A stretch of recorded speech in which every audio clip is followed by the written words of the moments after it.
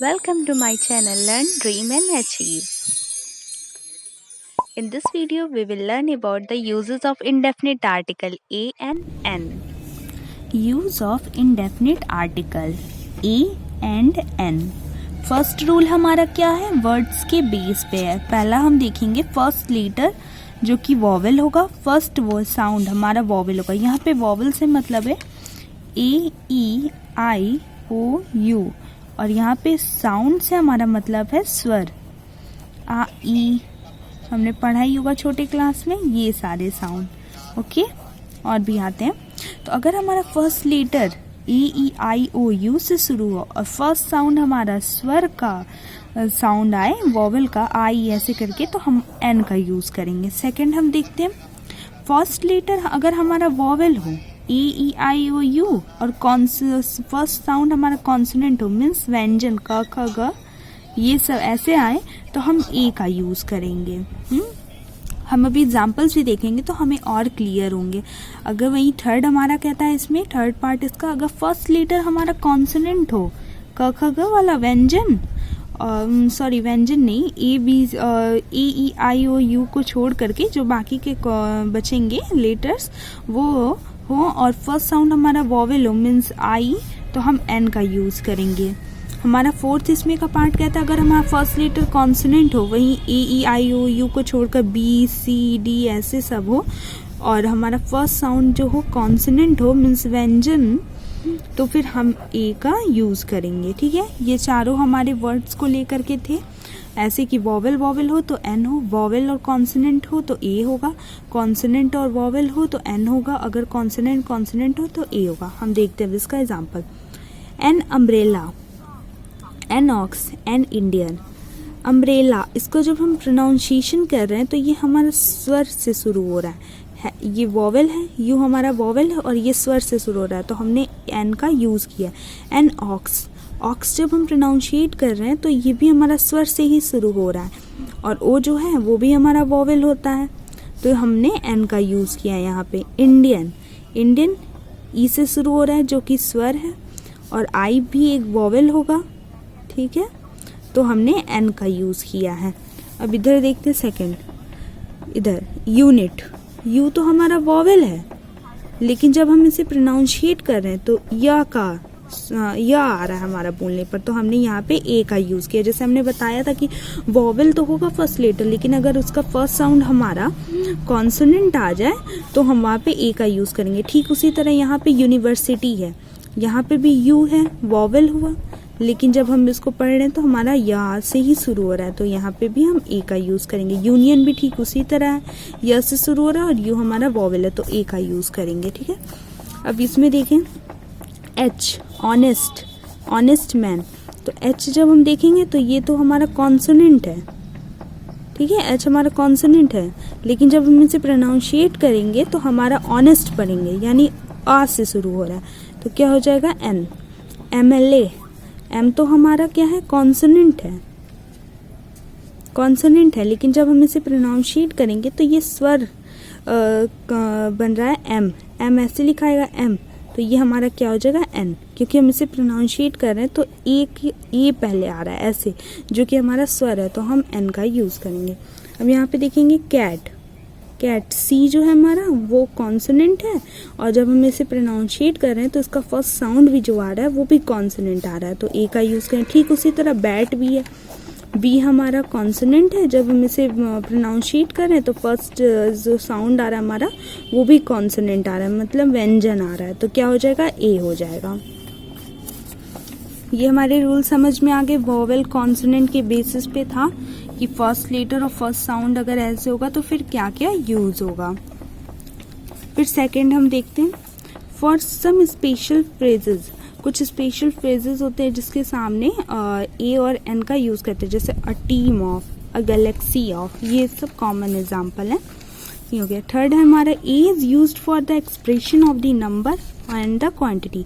ए जो यूज होता है वो मात्रा और संख्या को दिखाने वाले एक्सप्रेशंस के आगे भी यूज़ होता है, जैसे a number of, a lot of, a large number of, ऐसे हो गए हमारे एग्जाम्पल। क्योंकि ये जो है वो दिखा रहे हैं नंबर को, क्वांटिटी कितनी है, क्या है, ये सारे एक्सप्रेशंस में ये सारे वर्ड्स जो है उसको इंडिकेट कर रहे हैं, तो इसके आगे हम ए का यूज़ करेंगे।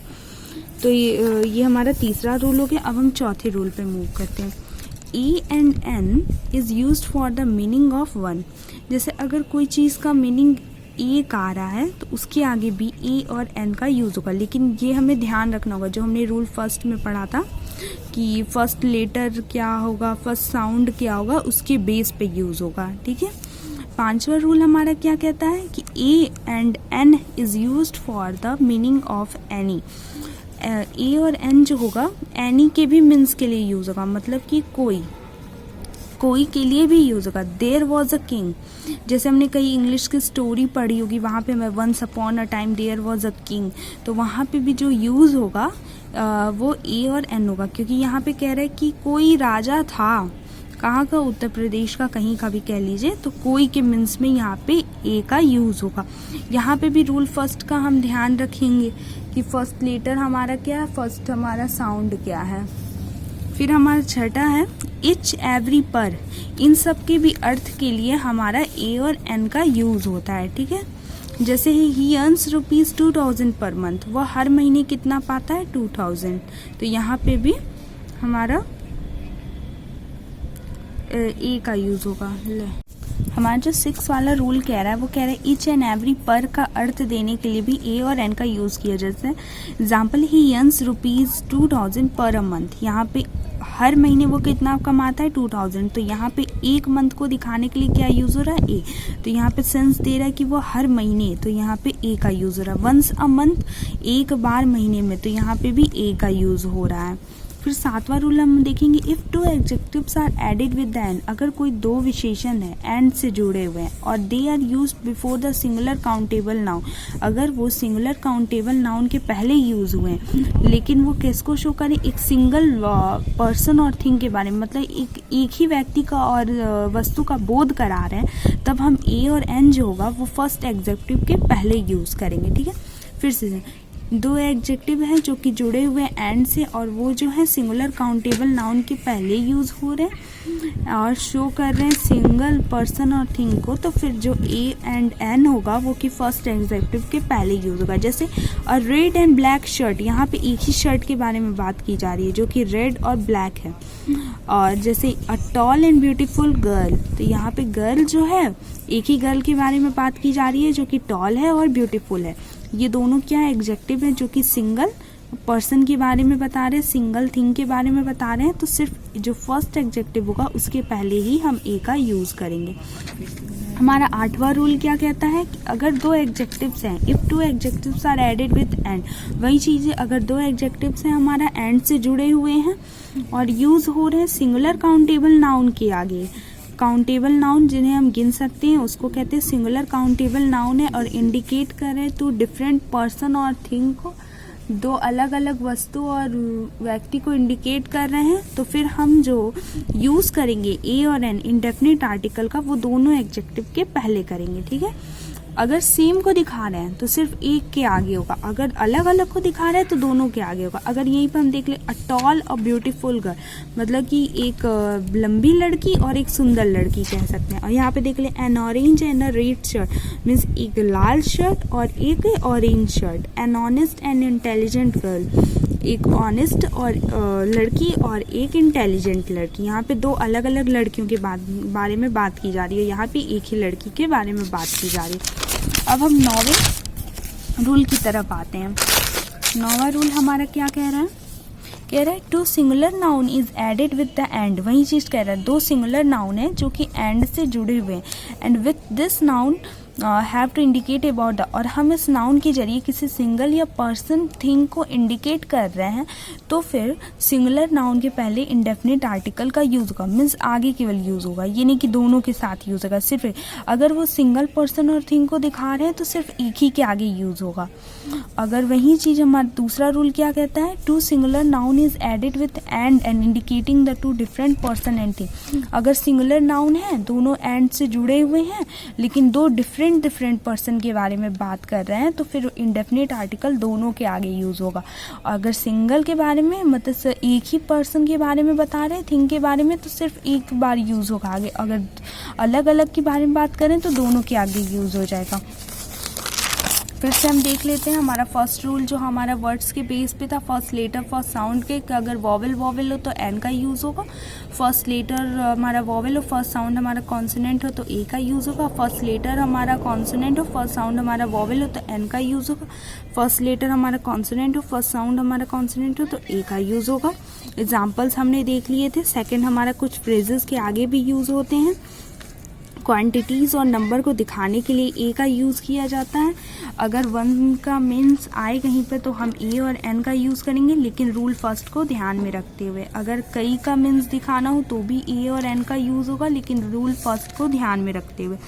ईच एवरी पर के सेंस में हो तो भी ए और एन का यूज़ होगा, जैसे वंस अ मंथ जैसे हमने देख लिया था। हमारा रूल नंबर 7 कहता है कि 2 एडजेक्टिव है जो कि ऐड हुए हैं, एंड से जुड़े हुए हैं, लेकिन सिंगल पर्सन और थिंग के बारे में बात कर रहे हैं तो सिर्फ फर्स्ट एडजेक्टिव के आगे ही इंडेफिनिट आर्टिकल का यूज़ होगा। अगर वही है दो एडजेक्टिव हैं जुड़े हुए एंड से, लेकिन अलग अलग पर्सन के बारे में बात करें तो दोनों एडजेक्टिव के सामने यूज़ होगा। रूल नंबर 9 भी हमारा उसी तरह था। सिंगुलर नाउन है और हमारा सिंगुलर नाउन है, एक ही पर्सन के बारे में इंडिकेट कर रहा है तो सिर्फ फर्स्ट सिंगुलर नाउन के पहले ही हमारा इंडेफिनिट आर्टिकल का यूज़ होगा। अगर वहीं दोनों डिफरेंट पर्सन और थिंग के बारे में बात कर रहे होंगे तो दोनों के आगे हमारा इंडेफिनिट आर्टिकल का यूज़ होगा। नेक्स्ट वीडियो में हम और भी रूल्स जानेंगे ए और एन के, जो कि बहुत ज़रूरी हैं, कई जगह पेपर्स में पूछे जाते हैं। So we will meet in the next video. Thank you so much. Don't forget to like, share and subscribe. We will meet in the next video. Bye.